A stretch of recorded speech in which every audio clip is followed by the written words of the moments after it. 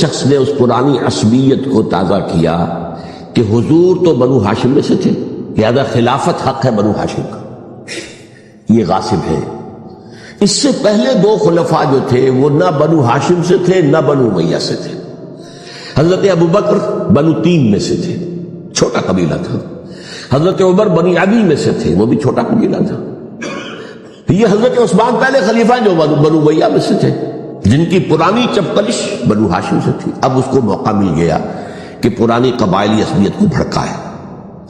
یہ ہے اصل میں اس فتنے کا پس منظر عبداللہ ابن سبا نے جو آ کر پھیلایا ہے، اور اس کی تفصیل میں اس وقت میں نہیں جا سکتا، کیسے یہ فتنہ پروان چڑھا، کیا انہوں نے اسٹریٹجی اختیار کی کہ یہ کیا کرتے تھے، گروہ بنا کر بھیجتے تھے لوگوں کو، کوفے میں جاؤ تو وہاں پر دمشق کے گورنر کے خلاف اور مصر کے گورنر کے خلاف الزامات لگاؤ، اس نے یہ کیا، وہ غبن کر گیا، وہ یہ کر گیا، وہ خیانت کر رہا ہے، وہ رشتہ داروں کو پال رہا ہے، اور عثمان کے خلاف بھی تقریریں کرو رضی اللہ تعالیٰ عنہ۔ دمشق میں جاؤ تو کوفے کے گورنر کے خلاف، کیونکہ دمشق کے گورنر کے خلاف بات کرو گے تو لوگوں کو معلوم ہوگا کہ یہ جھوٹ بول رہے ہیں، لیکن یہ کہ وہاں تو تم بات کرو کوفے کے گورنر کے خلاف اور مصر کے گورنر کے خلاف اور حضرت عثمان کے خلاف۔ مصر میں جاؤ تو بات کرو کوفے کے اور شام کے گورنر کے خلاف اور حضرت عثمان کے خلاف۔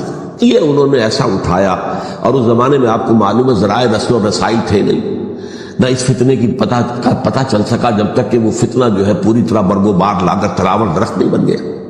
اس کے نتیجے میں حضرت عثمان رضی اللہ تعالیٰ عنہ شہید ہوئے، اور خلیفہ پھر حضرت علی رضی اللہ تعالیٰ عنہ کو انہی سوائیوں نے، جنہوں نے گھیراؤ کیا تھا، جنہوں نے حضرت عثمان کو شہید کیا ہے، یہی حضرت علی رضی اللہ تعالیٰ عنہ کے ارد گرد ہوئے۔ اور حضرت علی رضی اللہ تعالیٰ عنہ بھی نہیں چاہتے تھے خلافت کی بیعت لینا، لیکن آخر کیا کرتے؟ کیا وہ امت کو بغیر خلیفہ کے چھوڑ دیتے؟ حضرت زبیر سے کہا گیا، انہوں نے نہیں مانا، رد کر دی بات۔ حضرت طلحہ سے کہا گیا، انہوں نے نہیں مانا۔ حضرت علی سے کہا گیا، اب عشرہ مبشرہ میں سے یہی تو تھے نا، لہذا انہوں نے تسلیم کر لیا، خلافت ہو گئی۔ لیکن اس کے بعد جو خانہ جنگی ہوئی ہے، اس خانہ جنگی کے نتیجے میں نوٹ کر لیجئے کہ 1,00,000 کے قریب مسلمان ایک دوسرے کی تلواروں اور نیزوں اور برچھیوں اور تیروں سے ختم ہو گئے، ہلاک ہو گئے۔ یہ ہماری تاریخ کا تاریخ ترین باب ہے۔ 5 سال، 4.5 سال حضرت علی کی خلافت کے، اور 6 مہینے حضرت حسن کی خلافت کے رضی اللہ تعالیٰ عنہ۔ اس سے کیا ہوا کہ ایک طرف تو اسلام کی جو توسیع ہو رہی تھی، تھمتا نہ تھا کسی سے سیل رواں ہمارا، وہ سیلاب رک گیا، انٹرنل سیبوٹاج ہو گئی نا، اب تو اندر ہی آپس ہی میں اگر دستوں گریبان ہو گئے تو باہر اب کیا توسیع کرتے ہیں، وہ توسیع کا عمل رک گیا۔ اور یوں سمجھیے کہ جیسے ٹرک اگر کبھی چل رہا ہو، بھرا ہوا ہو، لوڈنگ، اور وہ چڑھائی چڑھ رہا ہو، تو اگر کہیں موشن ٹوٹ جائے، ٹرک کو رکنا پڑے، تو ڈرائیور کے جان پر بن جاتی، اس لیے کہ اس کو دوبارہ سٹارٹ کرنا، اور جبکہ وہ چڑھائی پر ہے، انکلائن پر ہے، آسان کام نہیں ہوتا، خطرہ ہوتا ہے وہ پیچھے جو ہے وہ نہ جائے۔ اور پہاڑی علاقوں میں آپ کو معلوم ہے، ذرا پیچھے چلے جانے کا مطلب جو ہے بہت خطرناک جو ہے نتیجہ نکل سکتا ہے۔ بہرحال حضرت علی رضی اللہ تعالیٰ عنہ نے اپنے خلافت میں ایک کام یہ کیا، اب اس کی کیا مصلحتیں تھیں یہ تو انہی کے علم میں ہوگا، ہم قیاس کر سکتے ہیں، میں اس خط میں نہیں جانا چاہتا۔ ابھی تک خلافت کا مرکز تھا مدینہ منورہ، حضرت ابوبکر، حضرت عمر، حضرت عثمان، وہی جہاں حضور صلی اللہ علیہ وسلم رہے تھے اور جہاں پر کہ حضور مدفون تھے۔ لیکن حضرت علی نے اپنا مرکز جو ہے وہ کوفہ بنا دیا۔ اچھا، اس کی ایک ظاہری وجہ یہ سمجھ میں آتی ہے کہ اسلام کا جو پھیلاؤ ہو گیا تھا، وہ سلطنت اتنی وسیع ہو گئی تھی کہ مدینہ منورہ بہت جنوب میں اور بڑے صحرا کو عبور کر کے جانا ہوتا تھا۔ کوفہ جبکہ ایسی مقام پر تھا کہ جہاں سے مشرقی راستہ جا رہا ہے ایران کو، عراق کے اندر تو ہے وہ شہر کوفہ، اور پھر ایران اور خراسان اور ہندوستان کو راستہ جا رہا ہے، وہیں سے شمال کی طرف جا رہا ہے، شام کی طرف اور ترکی کی طرف، اور وہاں سے پھر یہ کہ مغربی افریقہ کو بھی کنٹرول کرنا، جو شمالی افریقہ کو، وہ بھی آسان تھا۔ بہرحال حضرت علی نے کوفہ کو اپنا مرکز بنایا، اور نتیجہ یہ ہوا کہ سبائیوں کا بھی مرکز وہی بن گیا، چونکہ انہوں نے اپنے آپ کو گردا گرد رکھا حضرت علی کے رضی اللہ تعالیٰ عنہ۔ اب ظاہر بات ہے کسی پرٹیکولر پرسن کے خلاف تو کوئی مقدمہ موجود تھا نہیں، بلکہ جب جنگ جمل ہو رہی تھی، ابھی جنگ نہیں ہوئی تھی، حضرت عائشہ، حضرت طلحہ، حضرت زبیر وہ لے کر آئے تھے لشکر اس مطالبے کے لیے کہ حضرت عثمان کے قاتلوں کو سزا دی جائے، قصاص لیا جائے۔ حضرت علی رضی اللہ تعالیٰ عنہ سے گفت و شنید ہو رہی تھی، حضرت علی جو ہے اس پر آمادہ ہو گئے کہ ٹھیک ہے میں جو بھی قاتلین عثمان ہیں ان کو گرفتار کر کے سزا دوں گا۔ عین اسی وقت کوفے کی مسجد کے اندر جو ہے 10,000 کا مجمع کھڑا ہو گیا، ہم سب قاتل عثمان ہیں، لو ہم سے بدلہ کہاں سے ہوگا۔ اور انہوں نے کیا کیا، جاتے ہی جنگ چھیڑ دی، جب چھڑ جائے تو یا مرو یا مارو، اس کے سلاوہ تو کوئی چارہ کار ہوتا ہی نہیں۔ ایک رات میں 10,000 مسلمان شہید ہوئے، جن میں 2 عشرہ مبشرہ میں سے حضرت زبیر اور حضرت طلحہ رضی اللہ تعالیٰ۔ تو یہ صورت تھی، سبائیوں نے گھیراؤ کیا حضرت علی کا رضی اللہ تعالیٰ۔ حضرت معاویہ دعوے دار نہیں تھے خلافت کے، قطعاً نہیں، ان کا صرف ایک دعویٰ تھا اور وہ یہ تھا کہ عثمان کے قاتلوں کو گرفتار کرو، یا خود سزا دو یا ہمارے حوالے کرو، ہم اس سے قصاص لیں گے۔ اس لیے کہ قبیلہ بنو امیہ کا تھا اور حضرت ابی معاویہ بنو امیہ میں سے، تو ایک خاندانی طور پر جو ہے ہم قصاص لیں گے ان سے جنہوں نے قتل کیا ہے حضرت عثمان کو۔ لیکن یہاں ظاہر بات ہے کہ حضرت علی رضی اللہ تعالیٰ عنہ کی طرف سے مطالبہ یہ ہوتا تھا تم پہلے میری بیعت کرو، میرے ہاتھ مضبوط کرو تاکہ میں ان کے خلاف کوئی اقدام کر سکوں۔ لیکن انہیں یہ اندازہ تھا کہ اگر میں نے بیعت کی تو ظاہر بات ہے کہ حضرت علی تک پہنچنے سے پہلے میری گردن اڑا دیں گے یہ لوگ، اس لیے کہ سبائی جو ہے وہ آپ کو گھیرے ہوئے۔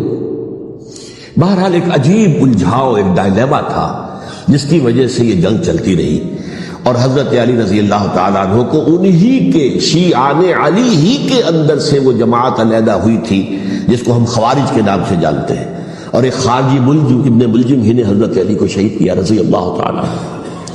پھر حضرت حسن رضی اللہ تعالیٰ عنہ، اب دیکھیے کس قدر صحیح بات تھی جو حضرت علی رضی اللہ تعالیٰ عنہ نے فرمائی جب ان سے کہا گیا کہ کیا ہم آپ کے بیٹے حسن کے ہاتھ پر بیعت کر لیں رضی اللہ تعالیٰ عنہ۔ فرمایا نہ میں تمہیں اس کا حکم دیتا ہوں نہ میں اس سے روکتا ہوں، یہ تمہارا معاملہ ہے، امرہم شورا بینہم، تم اپنے باہمی مشورے سے جو فیصلہ کرو گے ٹھیک ہے، میں نہ حکم دیتا ہوں نہ روکتا ہوں۔ اس کا کیا مطلب ہے؟ باپ کے بعد بیٹے کی خلافت ہرگز حرام نہیں ہے، ورنہ کہتے کیسے ہو سکتا ہے میرا بیٹا؟ نہیں، یہ نہیں کہا۔ حضرت عمر سے بھی کہا گیا تھا کہ اپنے بیٹے کو نامزد کر دیں، عبداللہ ابن عمر کو، تو انہوں نے جواب میں کیا کہا؟ اسے تو طلاق دینی بھی نہیں آتی۔ انہوں نے اپنی کسی زوجہ کو طلاق دی تھی اور اس میں جو صحیح ترین طریقہ ہے وہ اختیار نہیں کیا تھا، انہیں طلاق دینے تک نہیں آتی تو میں اسے خلیفہ بنا دوں۔ یہ نہیں کہا تھا کہ باپ کے بعد بیٹا خلیفہ نہیں ہو سکتا، یہ تو نہیں تھا، کہیں حرام نہیں ہے، نہ کتاب و سنت میں، نہ کوئی حدیث ہے، نہ کہیں قرآن مجید میں۔ تو حضرت علی نے بھی فرمایا رضی اللہ تعالیٰ نہ میں روکتا ہوں نہ حکم دیتا ہوں، یہ تمہارا اپنا معاملہ ہے۔ بہرحال حضرت حسن رضی اللہ تعالیٰ عنہ نے حضرت امیر معاویہ سے صلح کر لی، خلافت ان کے سپرد کر دی۔ دیکھیے میں حضرت ابوبکر، حضرت عمر، حضرت عثمان، حضرت علی کے ساتھ حضرت حسن کے دور خلافت کو بھی خلافت راشدہ میں سے سمجھتا ہوں، اور تبھی 30 سال پورے ہوتے ہیں اس حدیث کے مطابق کہ حضور نے فرمایا خلافت 30 برس رہے گی پھر ملوکیت آ جائے گی۔ تو حضرت حسن کا بہت بڑا کارنامہ یہ ہے کہ اس خانہ جنگی کا دروازہ بند کر دیا، اور یہ پیشن گوئی تھی حضور کی صلی اللہ علیہ وسلم حضرت حسن کو، جب بچے تھے حضور کے انتقال سے پہلے، میرا یہ بیٹا مسلمانوں کے 2 گروہوں میں صلح کرائے گا، یہ حضور کی پیشن گوئی تھی، اور وہ پیشن گوئی حضرت حسن کے علم میں بھی ہوگی یقیناً۔ بہرحال انہوں نے صلح کی حضرت امیر معاویہ کے ساتھ رضی اللہ تعالیٰ عنہ، خلافت ان کے حوالے کر دی، اور کچھ شرائط تھی طے ہو گئی، اللہ خیر صحیح۔ حضور کی تو یہ پیشن گوئی جو ہے صحیح ثابت ہوئی کہ میرا یہ بیٹا مسلمانوں کے 2 بڑے گروہوں کے درمیان صلح کرا دے گا، اور سبائیوں نے انہیں تانے دیے یا عار المومنین، اے مومنوں کے لیے موجب عار، موجب شرم، تم نے بزدلی دکھائی، تم نے امیر معاویہ کو خلیفہ تسلیم کر لیا، تم نے بزدلی دکھائی، معاذ اللہ ثم معاذ اللہ ثم معاذ اللہ۔ اب میں کچھ باتیں حضرت امیر معاویہ کے بارے میں کہنا چاہتا ہوں، اس لیے کہ وہاں اس میں نے حضرت معاویہ کے بارے میں یہ تو بہت شدت کے ساتھ کہا تھا، اور میں اب بھی اس پر قائم ہوں اور پوری طریقے سے قائم ہوں۔ میرا مستقل موقف یہی ہے کہ حضرت معاویہ رضی اللہ تعالیٰ عنہ کے دور خلافت کو ہم خلافت راشدہ میں شامل نہیں سمجھتے، اہل سنت میں سے کوئی بھی نہیں سمجھتا، لیکن اس کے ساتھ میں نے حضرت امیر معاویہ کے کچھ مناقب بھی بیان کیے تھے تاکہ پلڑا جو ہے ترازو کا اس کے دونوں پلڑے سامنے آ جائیں، لیکن یہ وہ حصہ میرے اس بیان کا نکال دیا گیا، ختم کر دیا گیا۔ یہ میں نہیں جانتا کہ اس میں کیا مصلحت دیکھی گئی ہے، اس میں تو کسی کے لیے کوئی معاملہ ایسا نہیں تھا کسی کے جذبات کو جو ہے وہ ٹھیس پہنچانے والا، کیونکہ میں نے کہا وہ خلیفہ راشد نہیں تھے، صاف میں نے کہا، بلکہ وہ دور ملوکیت کا آغاز ان سے ہو گیا ہے۔ بلکہ جب ایک صاحب نے یہ کہا کہ کربلا کے بعد سے دور ملوکیت آ رہی تھی تو میں نے کہا نہیں جناب، دور ملوکیت تو 20 سال پہلے پوری ہو چکی تھی، شروع ہو چکی تھی۔ حضرت امیر معاویہ کے بھی 20 سال جو ہے وہ دور ملوکیت میں شمار ہے۔ انہیں کسرى العرب بھی کہا گیا، عرب کے کسریٰ، جو شہنشاہ ایران کا خطاب تھا، حضرت معاویہ رضی اللہ تعالیٰ عنہ کو کسرى العرب کہا گیا، عرب کا کسریٰ یہ ہے۔ لیکن دوسری طرف یہ ہے کہ وہ صحابی رسول ہیں رضی اللہ تعالیٰ، حضور کے برادر نسبتی بھی ہیں، حضور کے سالے ہیں، ان کی ہمشیرہ ام حبیبہ حضور کی زوجہ محترمہ ہیں، ام المومنین ہیں، ام حبیبہ رضی اللہ تعالیٰ عنہ۔ پھر کس قدر معتمد علیہ تھے حضور کے کہ کاتبان وحی میں شامل تھے، وحی کی کتابت کرنے والے چند لوگ تھے جنہیں کہ حضور کہتے تھے کہ اب یہ آیت لکھ لو، ان میں سے ایک امیر معاویہ بھی رضی اللہ تعالیٰ۔ تو بڑے توازن کی ضرورت ہے۔ دیکھیے صحابہ کرام کا جہاں تک تعلق ہے، اہل سنت کا موقف یہ ہے کہ صحابہ تو کلہم عدول، صحابہ سب کے سب نیک نیت ہیں اور ان کی روایت جو ہے قبول کی جائے گی، رد نہیں کی جائے گی، ان پر کوئی جرح و تعدیل نہیں ہوگی، اس لیے کہ ان کا تزکیہ محمد الرسول اللہ صلی اللہ علیہ وسلم نے کیا تھا۔ لہذا یہ تو ہو سکتا ہے کہ کسی صحابی سے کوئی خطا ہو جائے، لیکن وہ خطا اجتہادی ہوگی، نیت کی خطا نہیں ہوگی، نیت کی غلطی نہیں۔ اگر کسی صحابی کی نیت پر حملہ کیا جائے تو یہ اصل میں طعن ہے، حملہ ہے حضور پر کہ وہ تربیت دے نہیں سکے اپنے ساتھیوں کو، معاذ اللہ ثم معاذ اللہ ثم معاذ اللہ، وہ تزکیہ کر ہی نہیں سکے۔ 3 جگہ جو قرآن میں آیا ہے یتلو علیہم آیاتہ ویزکیہم، تو کیا تزکیہ کیا؟ اگر ان کے قریب ترین ساتھی جو تھے، اگر ان کے اندر بھی بدنیتی تھی اور دنیا کی طلب تھی اور دنیا کے اندر اقتدار حاصل کرنے کا جذبہ تھا تو پھر کیا تزکیہ کیا؟ معاذ اللہ ثم معاذ اللہ۔ لہذا صحابہ سب کے سب عدول ہیں اور ان سے اختلاف ممکن ہے، لیکن ان کی نیت پر حملہ نہیں ہو سکتا۔ تو حضرت امیر معاویہ کی شخصیت ایک چیز ہے، آپ کا دور خلافت دوسری چیز ہے۔ شخصیت کے اعتبار سے صحابی رسول ہیں، برادر نسبتی ہیں حضور کے صلی اللہ علیہ وسلم، اور پھر یہ کہ اس قدر معتمد علیہ ہے صحابہ میں سے کہ وہ کاتبان وحی، یہ عام آدمی کے کرنے کا کام نہیں تھا جو وحی کی کتابت کرے، اللہ کے کلام کی۔ البتہ یہ ہے کہ جیسا کہ میں نے عرض کیا، ان کا دور خلافت راشدہ نہیں ہے، وہ ملوکیت کا دور ہے۔ یہ میں نے جیسے عرض کیا، میں نے ایک صاحب نے جب یہ کہا کہ ملوکیت شروع ہو رہی تھی، میں نے کہا شروع نہیں ہو رہی تھی، ملوکیت تو 20 سال پہلے شروع ہو چکی تھی۔ اسی طریقے سے ایک صاحب نے کہا تھا اسلام کو قائم کرنے کے لیے حضرت حسین میدان میں آئے، میں نے کہا یہ بھی غلط ہے، اسلام تو 60 سال پہلے قائم ہو چکا تھا، نبی اکرم صلی اللہ علیہ وسلم کے دست مبارک سے اسلام قائم ہو گیا، جاء الحق وزهق الباطل ان الباطل کان زهوقا، پھر 30 برس تک وہ کامل شکل کے اندر قائم رہا۔ تو اسلام جو ہے وہ جو ہے در حقیقت اب قائم کرنے والی بات نہیں تھی، البتہ اس کے اندر زوال شروع ہو گیا تھا، اس زوال کے عمل کو روکنے کے لیے حضرت حسین میدان میں آئے۔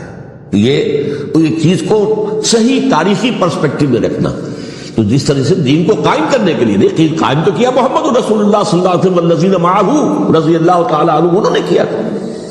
ہاں اب جو ہے وہ اپنی اس شاندار حیثیت سے نیچے گرنے لگا تھا، وہ میں بعد میں عرض کروں گا کہ میں نے اسے کیا عرض کیا تھا کہ یہ اس زوال کو روکنے کے لیے کسی طریقے سے یہ اپنی اصل حقیقت میں قائم رہے، یہ حضرت حسین رضی اللہ تعالیٰ عنہ کے سعی تھے۔ اچھا، حضرت امیر معاویہ کے جو 20 سال ہیں وہ پورے امن، سکون، اطمینان، کوئی جھگڑا، کوئی فساد، کوئی اختلاف، کوئی باہمی خاندانی، کچھ 20 سال، یہ بھی تاریخ کی بڑی چشم کشا حقیقت ہے جو عام طور پر لوگوں کے علم میں نہیں ہے۔ سبائی بھی دبتے رہے، حضرت امیر معاویہ کی حکومت اتنی مضبوط تھی، کنٹرول، کہ ان کو کچھ سر اٹھانے کا موقع نہیں ملا. موجود تھے دب کے رہے, جیسا کہ میں نے کہا ریولیوشن کے آخری مرحلے پر آ کر جو مخالفین ہیں وہ دب جاتے ہیں کہ پھر دیکھیں گے موقع ملے گا تو پھر لیں گے ان سے حساب کتاب. 20 سال رہے ہیں پورے امن کے. 10 سال کے بعد یعنی درمیان میں ہے حضرت امیر معاویہ کا عہد خلافت. ایک صحابی جو کہ بزرگ صحابہ میں سے ہیں, مغیرہ ابن شعبہ رضی اللہ تعالی عنہ, وہ آتے ہیں اور وہ کہتے ہیں کہ دیکھیے امیر المومنین, کتنی بڑی خانہ جنگی رہی تھی مسلمانوں کی آپس میں, اور اب بھی اگر آپ کسی کو نامزد کیے بغیر چھوڑ گئے امت کو تو پھر خانہ جنگی ہو جائے. 1 لاکھ اس وقت جو ہے وہ ہلاک ہوئے تھے, نہ معلوم اب کتنے ہلاک. لہذا آپ اپنی زندگی ہی میں نامزد کر دیجئے کسی کو خلیفہ, ولی عہد بنا دیجئے. حضرت امیر معاویہ نے ابتداءً جو ہے انکار کیا نہیں, لیکن ان کے دلائل ایسے تھے وزنی, اور میں سمجھتا ہوں کہ وہ بات صحیح تھی جو مغیرہ ابن شعبہ نے کہی, اس لیے کہ اب صحابہ کرام میں سے جو کبار صحابہ تھے وہ تو سب دنیا سے رخصت ہو چکے تھے. اب تو یا صغار صحابہ رہ گئے تھے جو حضور کے زمانے میں بچے تھے, حضرت حسن, حضرت حسین, عبداللہ ابن زبیر, بچے تھے نا, یا تو وہ تھے, اور یا بالکل نو مسلم تھے. اور نو مسلموں میں بڑی تعداد وہ تھی جو ایرانیوں کی تھی, شامیوں کی تھی, ادھر کی تھی, ادھر کی تھی. تو ان کو تو ظاہر بات ہے کہ تربیت نبوی سے کیا خلافت راشدہ سے بھی اکثر و بیشتر کو کوئی حصہ ملا ہی نہیں. تو اس صورت میں اب وہ اعلیٰ ترین معیار پر حکومت کے نظام کو قائم کرنا ممکن نہیں ہے. کوئی قبائلی عصبیت جب تک حکومت کی پشت پر نہیں ہوگی حکومت مستحکم نہیں ہوگی. یہ گویا کہ ایک جس کو کہتے ہیں کہ حقیقت بینی, واقعیت پسندی, ایک آئیڈیالزم ہے اور ایک ریئلزم ہے کہ آپ فیکٹس آن دی گراؤنڈ کو غور کریں, سوچیں اس کے اوپر اور پھر کوئی فیصلہ کریں. اس اعتبار سے پھر حضرت امیر معاویہ نے بات مان لی اور بیعت لے لی لوگوں سے حضرت یزید کے لیے کہ یہ خلیفہ ہوگے میرے بعد, اس کو ولی عہدی کہتے ہیں. اچھا, اس وقت 5 افراد ایسے تھے کہ جنہوں نے اس سے اختلاف کیا. یہ بات بہت اہم ہے.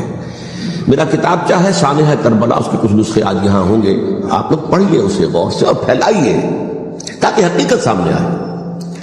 5 افراد کون تھے جو ہونے چاہیے؟ ابو بکر فوت ہو گئے, ان کے بیٹے عبد الرحمن ابن ابی بکر. عمر فوت ہو گئے, ان کے بیٹے عبداللہ ابن عمر. عباس فوت ہو گئے, ان کے بیٹے عبداللہ ابن عباس. زبیر فوت ہو گئے, ان کے بیٹے عبداللہ ابن زبیر. اور حضرت حسن سے جو ہے ان کا انتقال ہو چکا تھا, حضرت علی کے بیٹے حضرت حسین رضی اللہ تعالی عنہ مجمعین. حضرت حسن کے بارے میں ایک فریق کا کہنا یہ ہے کہ انہیں زہر دے کر ہلاک کیا گیا. اہل تشیع کا قول یہ ہے, جبکہ اہل سنت کہتے ہیں کہ نہیں, وہ اپنی جو بھی طبی موت تھی اس سے ان کے وفات. لیکن میں اس میں نہیں جانا چاہتا, اس لیے کہ یہ مائکرو ہسٹری جو ہے نا, وہ تو ایک ایک واقعے کے لیے ادھر کی روایات کیا, ادھر کی کیا ہیں, ان کے پاس کیا دلائل, یہ تو کسی ریسرچ اسکالر کا موضوع ہے, میرا موضوع نہیں ہے. لیکن بہرحال یہ 5 حضرات تھے جنہوں نے ولی عہدی کی بیعت نہیں کی. لیکن حضرت معاویہ اتنے حلیم الطبع انسان تھے, انہوں نے جبر نہیں کیا, کوئی تشدد نہیں کیا. ٹھیک ہے, ولی عہدی کی بیعت نہیں کر رہے, کوئی بات نہیں, میری بیعت تو کی ہوئی ہے نا, ابھی تو میں زندہ ہوں, بات ختم ہو گئی. میری بیعت کو تو نہیں توڑا انہوں نے, فسخ بیعت نہیں کی. اس اعتبار سے انہوں نے نہ کوئی تشدد کیا, نہ جبر کیا, نہ کوئی مواخذہ کیا. لیکن جب امیر معاویہ کا انتقال ہو گیا, اب ولی عہدی کی بجائے وہ اب خلافت کی بیعت ہوئی. سب لوگوں نے بیعت کر لی. ان 5 میں سے ایک فوت ہو چکے تھے, حضرت عبد الرحمن ابن ابی بکر فوت ہو چکے رضی اللہ تعالی. 4 تھے, ان 4 میں ایک اختلاف ہوا. 2 کی رائے یہ تھی, عبداللہ ابن عمر, عبداللہ ابن عباس, کہ اگرچہ یہ کام غلط ہوا ہے, اسلام کی روح کے منافی ہوا ہے, یہ بادشاہت کی بنیاد پڑ رہی ہے, لیکن یہ بات ایسی نہیں ہے کہ اس کی بنا پر ہم خانہ جنگی شروع کروا دیں امت کے اندر, خون خرابہ کروائیں, فساد کروائیں. لہذا انہوں نے بیعت کر لی. اب کوئی اگر یہ کہے معاذ اللہ کہ وہ بک گئے تھے یزید کے ہاتھ میں, معاذ اللہ ثم معاذ اللہ, وہی بات آپ اختلاف کر سکتے ہیں کہ انہیں نہیں کرنی چاہیے تھی, یہ کوئی رائے رکھے, مجھے اختلاف نہیں. لیکن ان کی نیت پر حملہ کریں گے تو حملہ محمد رسول اللہ پر ہوگا صلی اللہ علیہ وسلم۔ عبداللہ ابن عمر کون ہیں؟ کتنی حدیثیں ان سے جو ہے وہ منقول ہیں۔ عبداللہ ابن عباس کون ہیں؟ جنہیں حضور نے جو ہے جن کے لیے دعا کی تھی، اے اللہ فقہہ فی الدین وعلمہ التاویل، اے اللہ اس نوجوان کو دین کا فہم عطا کر اور قرآن کی تعویل اور تفسیر کا علم عطا کر۔ حبر الامہ کہلاتے ہیں۔ وہ کہیں پیسوں اور ٹکوں کے عوض بک جانے والے نہیں تھے، انہوں نے امت کی مصلحت دیکھی، نیت جو ہے اس پر حملہ نہ کیجیے، البتہ اختلاف کا حق آپ کو حاصل ہے۔ دو حضرات جو ہے ڈٹے رہے کہ نہیں، ہمیں کم وقت میں ریزسٹ کرنا ہے۔ عبداللہ ابن زبیر عمر کے اعتبار سے وہ بڑے ہیں، مسلمانوں میں سب سے پہلے ولادت مدینے میں جا کر جو ہوئی ہے وہ عبداللہ ابن زبیر کی ہوئی ہے۔ ہجرت کر کے جب مہاجرین وہاں پہنچے، کچھ عرصے تک کسی کے ہاں کوئی اولاد نہیں ہوئی، تو لوگوں نے تانے دینے شروع کر دیے کہ معلوم ہوتا ہے کہ یہاں آ کر یہ مکے کے رہنے والے جو ہے کمزور ہو گئے ہیں، ان کی اولاد ہی نہیں ہو رہی۔ تو جب عبداللہ ابن زبیر کی ولادت ہوئی ہے، یہ حضرت ابو بکر کے نواسے ہیں، حضور کی زوجہ محترمہ حضرت عائشہ کی بہن، حضرت دیکھیے ابھی نام نکل گیا ہے جی، حضرت اسماء رضی اللہ تعالی عنہا عنہما، یہ ان کے صاحبزادے ہیں، حضرت زبیر کے بیٹے۔ ان کا فیصلہ ہوا کہ ہمیں رجسٹ کرنا ہے کم وقت میں، ایٹ اینی کاسٹ۔ حضرت حسین ابن علی رضی اللہ تعالیٰ عنہما کا بھی فیصلہ ہوا کہ ہمیں رجسٹ کرنا ہے کم وقت میں۔ البتہ ان میں بھی ایک اختلاف ہو گیا، یعنی یہ دو تو جڑے رہے، ان دو میں اختلاف ہو گیا۔ عبداللہ ابن زبیر کا کہنا یہ تھا کہ ہمیں حجاز میں رہنا چاہیے، یہ سرزمین ہے جس میں نبوت کی برکات سب سے زیادہ ہے، یہاں ہم مضبوط قلعے کے اندر ہیں، ہمیں یہاں سے جو ہے رجسٹ کرنا چاہیے اور ختم کرنا چاہیے اس نظام کے اندر جو خرابی آ گئی ہے اس کو۔ حضرت حسین رضی اللہ تعالیٰ عنہ کے پاس خطوط کا تانتا بنا ہوا تھا، کوفے سے لوگ خط لکھ رہے تھے، آئیے آئیے آئیے، ہم آپ کے ہاتھ پر بیعت کریں گے، ہم آپ کے ہاتھ پر بیعت کریں گے، ہم آپ کے ہاتھ پر بیعت کریں گے۔ یہی وہ کوفہ جو حضرت علی کا دارالخلافہ رہا تھا اور جو پھر سبائیت کا گڑھ بن گیا تھا۔ چنانچہ حضرت حسین نے حضرت مسلم بن عقیل کو بھیجا وہاں پر کہ میرے نمائندے کی حیثیت سے جا کر وہاں پر بیعت لو۔ 10-12 ہزار افراد نے بیعت کر لی، لیکن اس کے بعد یزید کی طرف سے گورنر بنا کے بھیجا گیا ابن زیاد کو۔ ابن زیاد نے آ کر جو تشدد کیا اور سختی کی تو سب کے سب بیعت توڑ کر اور سب منحرف ہو گئے۔ مخلصین تو وہ تھے نہیں، الکوفی لایوفی، کوفی جو ہے وہ تو کوئی وعدہ وفا کرنے والا ہوتا ہی نہیں، بیعت توڑ دی۔ فمن نقص فانما ينقص على نفسه، بیعت کے بعد بیعت توڑ دینا بہت بڑا گناہ ہے، توڑ دی۔ ادھر اطلاع مل گئی حضرت حسین کو، چل چکے تھے وہ، راستے میں تھے کہ وہاں تو مسلم بن عقیل شہید ہو گئے اور سب لوگوں نے بیعت توڑ دی۔ اب واپس جانا چاہتے تھے لیکن مسلم بن عقیل کے بیٹے جو ہے اڑ گئے۔ یہ عرب کی اپنی ایک جو ہے پرانی ان کی حمیت اور ان کا قبائلی نظام کہ اب ہم اپنے والد کے خون کا قصاص لیے بغیر نہیں جائیں گے۔ حضرت حسین رضی اللہ تعالیٰ عنہ کی مروت اور شرافت کی، یہ میرا ساتھ دینے کے لیے آئے تھے، اب میں ان کا ساتھ نہ دوں تو یہ تو شرافت اور مروت کے خلاف ہے۔ کہا اچھا چلو چلتے۔ وہاں جا کر بھی عین اپنے میدان کے اندر بھی حضرت حسین رضی اللہ تعالیٰ عنہ نے 3 چیزیں پیش کی ان کوفیوں کے لشکر کے خلاف۔ سب سے بڑا لشکر کے اندر سب سے بڑے تو کوفی تھے جنہوں نے بیعتیں کی ہوئی تھی حضرت حسین کے ساتھ۔ دیکھو مجھے جانے دو واپس حجاز کی طرف، یا مجھے سرحدوں پر بھیج دو تاکہ میں کافروں کے ساتھ جنگ کرتے ہوئے اپنی جان دے دوں، یا مجھے یزید کے پاس جانے دو، میں اپنا معاملہ اس سے طے کر لوں۔ لیکن کوفیوں کو یہ گوارا نہیں تھا۔ اگر یہ یزید کے پاس پہنچ گئے تو ہمارا کچا چٹھا بیان کر دیں گے کہ مجھے تو ان لوگوں نے برگلا کر بلایا تھا۔ اس لیے کہ دیکھیے حضرت امیر معاویہ کے 20 سالوں کے دوران میں بتا چکا ہوں، ان کی حکومت اتنی مستحکم تھی کہ اس کے خلاف کوئی فتنہ اٹھانا ممکن نہیں تھا۔ اب چونکہ چینج اوور ہوا تھا، اور چینج اوور میں آپ کو معلوم ہوتا ہے کہ ایک جس کو کہتے ہیں every thing is in the melting پاٹ، ابھی تو یہ درمیان کے اندر معاملہ ہے، تو انہیں موقع ملا، سر اٹھایا حضرت حسین رضی اللہ تعالیٰ عنہ کو، جو خطوط لکھے جس کے کہ تھیلے کے تھیلے اور بوریوں کی بوریاں بھری ہوئی حضرت حسین کے ساتھ تھی، وہ کہا کہ آئیے ہم آپ سے بیعت کریں گے۔ انہوں نے نہیں مانا، اور اصل میں حضرت حسین کے قاتل وہ کوفی میں وہ بزدل، وہ منافق جنہوں نے بیٹھ کر کے بیعت توڑی، اور اب وہ آ گئے کہ اگر یہ حسین رضی اللہ تعالیٰ عنہ بچ کر کہیں یزید کے پاس پہنچ گئے تو پھر ہمارا کچا چٹھا جو ہے وہ سامنے آ جائے گا اور ہماری پھر شامت آ جائے گی، لہذا انہوں نے قتل کیا حضرت حسین کو رضی اللہ تعالیٰ۔ ایک بات جو علامہ ڈاکٹر قلب صادق نے فرمائی، اور میرے علم میں یہ بات پہلے نہیں تھی، وہ یہ کہ حضرت حسین کے قتل کا فتویٰ ایک بہت بڑے مفتی نے دیا تھا۔ یہ بات بھی ذرا سمجھ لیجیے، حضرت حسین رضی اللہ تعالیٰ عنہ کے قتل کا فتویٰ ایک بہت بڑے مفتی نے دیا تھا۔ کیوں دیا تھا؟ اس لیے کہ حضور کی احادیث موجود ہیں کہ جب ایک شخص کی ایک خلیفہ کی بیعت ہو جائے تو دوسرا اگر کھڑا ہو تو اسے قتل کر دو، کھلی حدیث۔ اسی لیے ایک بہت بڑے مفسر بھی ہیں، فقیہ بھی ہیں، قاضی ابن العربی رحمۃ اللہ علیہ، ایک ابن عربی ہیں الف لام کے بغیر، ابن عربی، وہ بہت بڑے صوفی ہیں، فلسفی ہیں، اندلس کے ہیں۔ یہ قاضی ابن العربی ہیں جنہوں نے قرآن کی ایک تفسیر لکھی ہے اس اعتبار سے کہ صرف ان آیات کی تفسیر جن سے کہ فقہی احکام جو ہے ان کا استنباط ہوتا ہے۔ یہ دو تفسیریں اس طور سے لکھی گئی ہیں قرآن مجید کی، احکام القرآن ان کا نام ہے دونوں کا، جن میں سے ایک جو ہے قاضی ابن العربی کی ہے۔ ان کا ایک جملہ نقل ہوتا ہے، قتل الحسین بسیف جدہ، حسین قتل ہو گئے اپنے ہی نانا کی تلوار سے۔